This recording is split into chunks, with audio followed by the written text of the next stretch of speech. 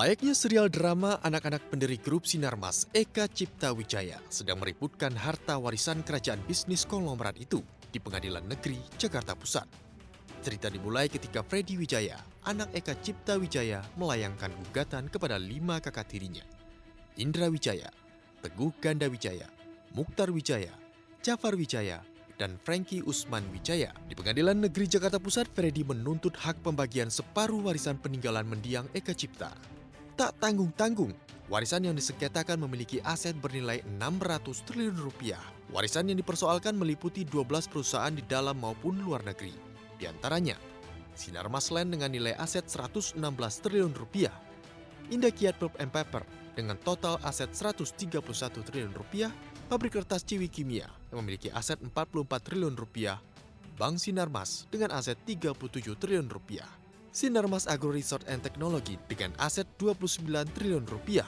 Menjawab gugatan itu, Managing Director Sinarmas Gandhi Sulistianto menjelaskan gugatan dari Freddy Wijaya terhadap aset sejumlah perusahaan Sinarmas tidak ada hubungannya dengan Eka Cipta Wijaya.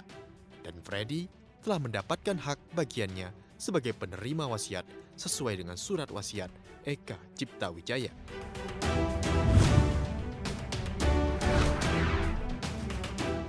Kabar terbaru dari proses penyuntikan modal Bank Mayapada datang dari Otoritas Jasa Keuangan yang menyebut proses due diligence alias uji tuntas terhadap KCI Financial Holding tinggal menunggu hari.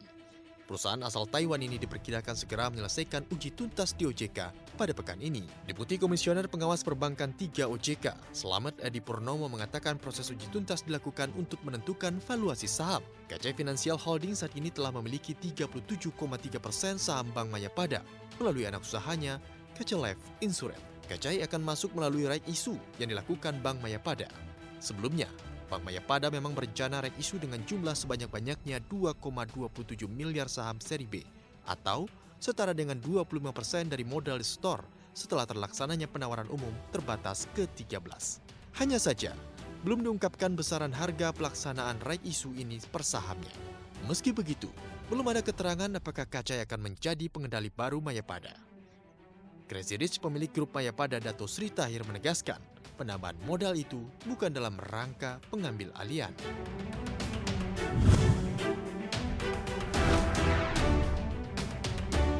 Pandemi COVID-19 menghantam bisnis sektor penerbangan di tanah air.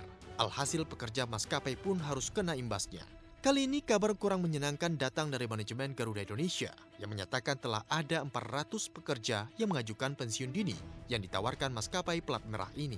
Sedangkan 800 karyawan lainnya menerima status unpaid leave alias dirumahkan tanpa dibayar. Direktur Utama Garuda Indonesia Irfan Setiaputra mengatakan, pemotongan signifikan gaji pun dilakukan kepada komisaris dan direksi. Garuda seakan tak memiliki langkah lain untuk menyelamatkan keuangan perusahaan selain efisiensi operasional hingga ke kantong karyawan. Pasalnya, manajemen mengaku arus kas perusahaan hanya 14,5 juta dolar AS, sedangkan Garuda Indonesia memiliki pinjaman senilai 1,3 miliar dolar AS.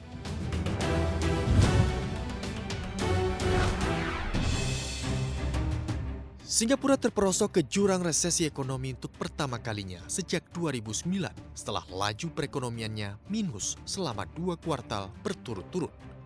Pada kuartal 2 tahun 2020, ekonomi Singapura mengalami kontraksi 41,2% jika dibandingkan kuartal sebelumnya. Sementara secara tahunan PDB Singapura anjlok 12,6%. Resesi negara yang terkenal dengan patung Merlionnya itu dipicu oleh kebijakan circuit breaker untuk mencegah penularan virus corona. Realisasi pertumbuhan ekonomi kuartal 2 tahun ini lebih buruk dari ekspektasi ekonomi. Pemerintah Singapura pun memproyeksi ekonomi Singapura hingga akhir tahun akan mengalami kontraksi sekitar 7% hingga 4%. Dengan pembukaan kembali ekonomi, pemerintah Singapura melihat ada kenaikan aktivitas ekonomi yang moderat di kuartal 3 tahun ini. Dan stimulus senilai 100 miliar dolar Singapura diharapkan bisa menggerak ekonomi negeri Singa ini atas hantaman COVID-19.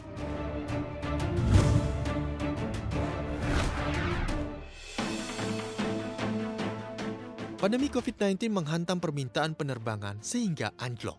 American Airlines berencana melakukan pemutusan hubungan kerja terhadap 20.000 pegawainya.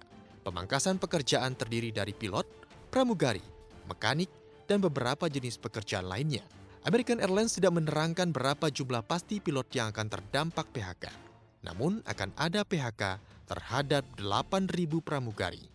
Untuk menghindari PHK dan cuti paksa, para eksekutif maskapai pun mendesak karyawan untuk melakukan paket pensiun dini. Permintaan yang lesu memaksa maskapai penerbangan untuk memotong biaya dan PHK pegawai. PHK dilakukan setelah berakhirnya persyaratan bantuan federal senilai 25 miliar dolar AS yang melarang operator memberhentikan pekerja atau memotong tingkat upah sampai 30 September.